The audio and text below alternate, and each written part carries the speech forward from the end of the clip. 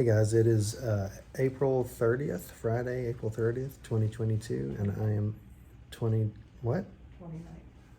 It is Friday, April 29th, and I am in a heart hospital because I woke up in the middle of the night with some chest pains that I experienced similarly the night before, and they woke me up. I thought I was just heartburn or something like that, and I wasn't feeling well, and I tried to do some Wim Hof exercises to make it go away, and it didn't. And I woke up my wife and said, I think I need to go to the emergency room and have my heart checked out. And they found some elevated enzymes or proteins that the heart gives off when it's in duress. And so now I'm at a heart hospital specific, and I'm in the bed. I have 2 lines, one in my arm, one in my wrist. And I am probably going to have an angiogram done today. So it's kind of shocking to me because you guys that follow my channel know that I try to be healthy and eat healthy. And I told the nurses that, and they said, you know, sometimes your genetics are just so strong that it doesn't matter. But fortunately, I'm in a good spot. If they find a blockage or anything funky like that, I think they can do a stent or whatever it is and help at that point. Or if they just say, hey, your blood's a little too thick, maybe you need a thinner, or you need blood pressure medication. My blood pressure runs kind of high. It's usually around the 135 to 45, anywhere from 88 to 95 on the bottom. So I'm feeling it now too. It happens right here. Like, this is my sternum, so it's my right side, not my left side. And it's just a mild cyclic pain that comes in there. It's tense, like a squeeze and fist kind of thing. And I can feel it into my clavicle, sometimes into the back shoulder blade, and even into the right arm as it's trying to output your upper cervical output for the nerves and the blood. But it's painful. It was painful enough for me to really be concerned about it and have her take me to the hospital. I'm going to be hospitalized for at least another day. I've been here overnight, kind of, and after they do the angiogram, they keep you for observation. So it looks like noon on Saturday. Tomorrow will be the earliest that I'm out of here. But I don't feel bad. They asked, did I feel weak or stumbly, or did I have trouble pronouncing words? None of that's happened. I just simply have that pain right there in the off right of my chest. So I'm gonna record a little more after I get some more experiences in this, but just keep me in your thoughts and prayers. Appreciate you guys who follow the channel. So this spot's where they went in at my wrist, and what they do is they stick a tube basically into that insertion point, and that tube has everything that's needed to fix the vessel. It has a little bitty camera, it has stent built up, it can measure the width of the vein, so they stick the right size or make the stent the right size. And it has like the way to go in there through that portal and move around and unblock. You know, they inflate it and then unblock the artery or whatever's blocked up, and then insert the stent, all in that same input right there. So this is where they went in my wrist for the angiogram. That's the site. It's not happy. I'm not happy.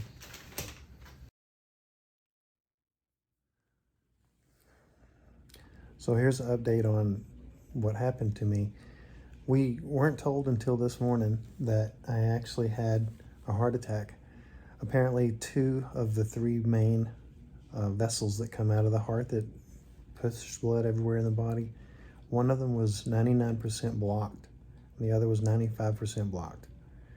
And I don't know if I said the story in the old video, but I felt weird at the event we were at, and I thought I was dumping from VSG, and it wasn't dumping, it was the actual heart attack happening. And it didn't stop, like it wasn't fully blocked, so it wasn't not at a cardiac arrest kind of situation. But it kind of went away, and I went home, and then I woke up at 1 a.m. and it was feeling just as intense. And on a scale of 1 to 10, I'd call it a 8 or a 9. It was really, really, really painful. And I tried to do some Wim Hof exercises and tried some cat-cow stretches, and nothing would alleviate it. That's when I just told my wife we need to go to the hospital. So anyways, the other video, I think I said I had 2 stents put into those blocked arteries. And she confirmed with me that I actually, after the stents, I was having a lot of pain still. And they had knocked some plaque and debris loose. That's what the angioplasty does. But then they'll put stents in the area that they cleaned up to reinforce the walls. And when they knocked some of that debris loose, it went on to spill off into some of the smaller arteries and maybe caused minor blockages there. Don't know.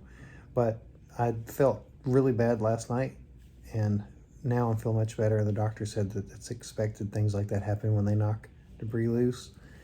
But I have one more day of recovery. This will be the, I guess, 2.5 day, kind of. And then I'll get to go home, provided I'm still on an upward path. So I appreciate all, thoughts and prayers from you guys. And by the time I post this video, I'll already be home and walking and doing the recovery stuff. I'm going to have follow-ups with the heart hospital, and I'm going to have medications that are mandatory at this point. Make a few lifestyle changes for sure. And we'll see where we go from there. One of the things they said was a normal heart operates at about 65% capacity, which sounds weird to me. I would think it's 100. But when they did the echosonic cardiogram, whatever, it was 55%. The doctor just came in and said that there was a side of my heart where, since it was getting low blood flow, the muscles might have atrophied a little bit. And he said sometimes whenever they resume blood flow, it bounces right back and is really good. Tomorrow morning, they're going to do a new sonogram and see if it's doing better or it's still weaker. Either way, he assessed me at about 55% capacity, which, if I look at his numbers versus 100, that puts me at about 80% function, which I think is still good considering I just had a heart attack. So we'll see how I'm going to improve all of it. I'm going to do what they say and work on my health, and that's all you can do when you have news like this, right? I thought I was worried about my hernia. Take care. See you guys. Well, guys, I'm back home. This is the post-hospital video. This should be the last segment of this thing. I got to go home today. It's Monday, and it's May 2nd, I think. And so I stayed in the heart hospital a lot longer than I thought I was going to be there. I kept having some residual pain. They wanted to make sure that I wasn't having more heart attacks, basically, and I wasn't. It was inflammation from all of the trauma that happened in that area. And they kept giving me this like fentanyl and cortisol or something like that. But all of these medicines would simply help the inflammation go down and the pain would go away. And I would take a deep breath, and at the apex of that deep breath, I would have pain that felt like, the best I could describe it is like an ulcer in my throat, way down deep. It usually was like right there.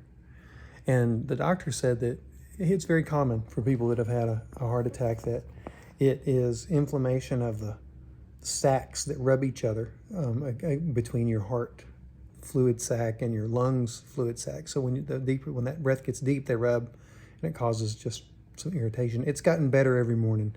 So each day it's better and better. I think even now, I'll raise my finger up whenever I feel some pain of some sort. It's almost at the very, very end of it. And it used to be earlier, so it's way better. I still feel a little bit of irritation, but it's very, very mild. Whereas before it felt kind of like a sore, like I'd been screaming all day, or a cactus had been put down there and itched raw, that throat. But I'm home. My plan is I have to be off work 2 weeks. I can't lift more than 8 pounds. They give me restrictions that sound silly to me sometimes, but I mean, I understand the reason, but it's just like I'm not really supposed to lift my arms over my head and reach for stuff. And what I lift can't be heavier than a milk jug. And the idea is that those stents are in, and my heart is still in a compromised state, and so we don't really want to push it and make it have to work hard. They want me to get up and walk around, several times a day, but nothing big. Like I'm imagining probably not a mile, probably like a block around my, mailbox and back, this kind of thing. I don't know. But I'm going to be compliant to whatever they say. I'm on tons of medications that just seem, like a big hassle, but they're necessary. 3 of them are blood thinners, and so there's a chance of me having a bleeding issue. So I have to be extra careful until we start to reduce those. And I think the first reduction is in a month. So for 1 month at least, I need to be hyper vigilant and try to not cut myself or bang myself up. Or one of the nurses said that the worst thing that they could think of is if you're very active and you have a head injury, it could cause brain bleed that would lead to a lot of trouble. So I've just got to take it easy. I won't be back to work for 2 weeks, so at least 2 of those weeks I won't worry about it. And my work's not super strenuous, so I should be okay there. But I feel a lot better than I did, for sure. I think my heart's probably functioning better because the arrhythmia that I've always felt, I hardly even notice now. So maybe, who knows, maybe at the end of all this, I'll have a stronger heart and I won't be so tired through the afternoons and will even feel better. Who knows? I'll stay doing what I need to do. Either way, I probably wouldn't be here if it wasn't for recognizing that it was different. And, I tried my breathing exercises, I tried things, but whenever you feel something like that that's not normal, you got to take quick action. As soon as I woke up, my wife, she popped out of bed and took me to the ER. And if it wasn't for her quick action and my lack of being stubborn, take a Benadryl and go to sleep, I probably wouldn't have been here now. So thankful for all of that. I'm thankful for my friends and family and you guys. This channel is very therapeutic for me. I can look back over these videos I've made over the years and see what I thought at certain stages of my life and how I viewed health and where I was right, where I was wrong. I don't do this channel for a living. I don't make a living off this channel. For me, it's just a chronicle of how my life has been. And if I do pass away anytime soon or earlier than I feel like in life, the channel will be here where people could, see how our vacation went or just things like that. So it's important to me. I'm glad you guys enjoy the channel that do and view. And I appreciate your thoughts and prayers.